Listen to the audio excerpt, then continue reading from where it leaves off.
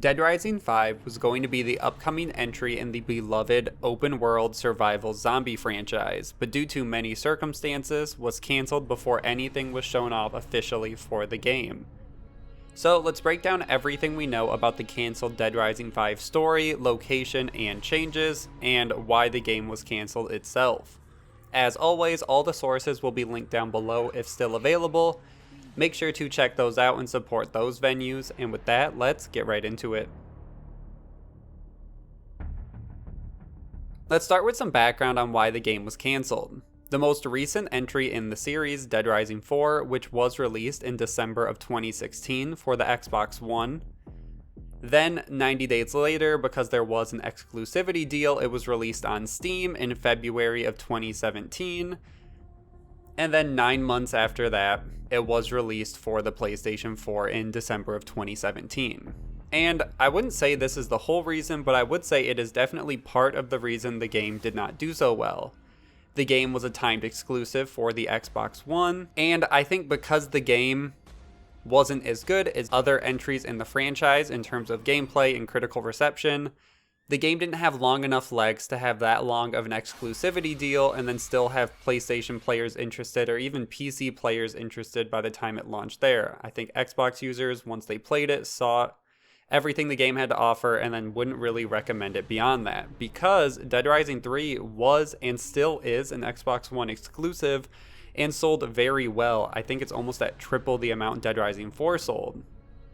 But 3, as I said, was received better by the community and critics and was overall a better game, so it was able to get away with the exclusivity and actually thrive because of it, when Dead Rising 4 was hindered because it felt like a kind of rushed game and not what fans of the series expected at this point. So what do we actually know about Dead Rising 5 before it was cancelled?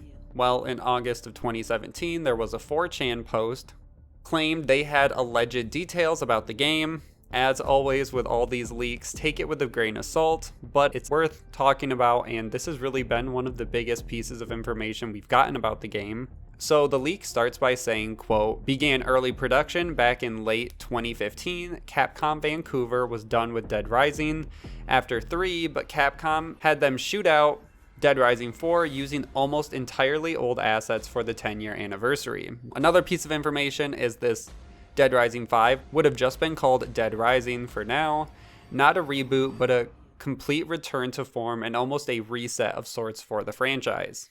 The location would put you in a college town with 3 separate sectors: the college, the town, and a mall. It takes place 25 years after the original games. You play as a photojournalism student named Jack, who is infamous for his conspiracy theories that he writes in his college paper. He sees the outbreak as an opportunity to win big and gets the scoop. Now, very similar to the original Dead Rising, the time limit is back and it is tough. Players will have to give up on certain side quests / pick and choose what to do. 100% in a single playthrough is possible apparently, but only at higher levels. Psychos are back, very similar to the first game, focused more on normal people who have gone insane rather than the flamboyant, sexualized, cartoony villains. No characters from the previous games will appear in this game, however, Frank West is apparently mentioned frequently. Dead Rising 4 is not canon, at least in this game's timeline. Willamette is referenced heavily as being gated off after the events of the first game. Photography makes a return, as well as the ability to question and interrogate certain characters. This is used in the story, but is also used in side missions.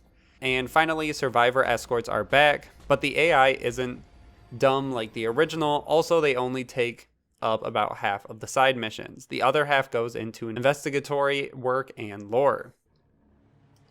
So a lot of these comments fit into how the community was feeling about the game and where they wanted the franchise to go in the future anyways. After Dead Rising 4, it makes sense they'd want to at least soft reboot everything, readjust it, and bring back some of those fans who are burnt out, which sounds like Capcom Vancouver was burnt out after making 3 and didn't want to return to make 4.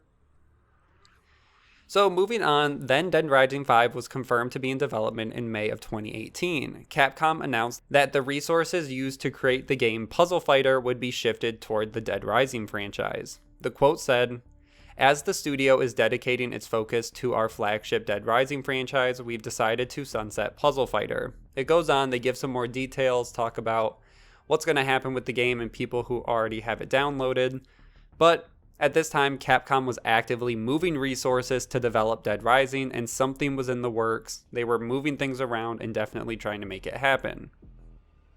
And then later in that same year, in September of 2018, Capcom shut down their Vancouver studio and announced all of their projects would be canceled, which includes Dead Rising 5.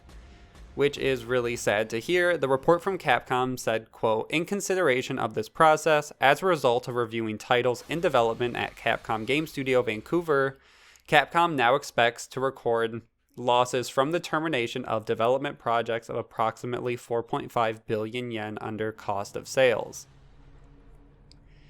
In another comment, they said, quote, "Capcom has been focused on increasing the efficiency and growth of its game development operations. To support this objective, new R&D facilities and annual hiring have been underway at the Osaka headquarters. In consideration of this process, as a result of reviewing the titles in development at Capcom Vancouver, Capcom has decided to cancel the development projects at the studio and will concentrate development of major titles in Japan." Earlier in this year, Capcom Vancouver had already started layoffs and had struggled in the years leading up to its closure. Now, with all of this, Capcom Vancouver had been leading the charge on the Dead Rising franchise for almost a decade, but that doesn't mean the series will necessarily never come back. In 2019, Capcom still considers Dead Rising as a superior proprietary content for the publisher, and while it's on the lower end of Capcom's titles in terms of sales, it still has big name recognition and if done right could bring back old fans and create an all new audience for the game. I don't know what this would look like or who would develop it or if Capcom would give it off to a different developer. All of that is up in the air, but I wouldn't be surprised if we see something in the next 5 years for Dead Rising and they just wouldn't leave the franchise doing nothing. And that's why Dead Rising 5 was canceled. Poor sales, developmental problems, Dead Rising 4 not being what they wanted it to be, and then some information about leaks that we knew about the game before it was canceled. Make sure to like and share this video, subscribe for weekly gaming news, and I will see you guys in the next one.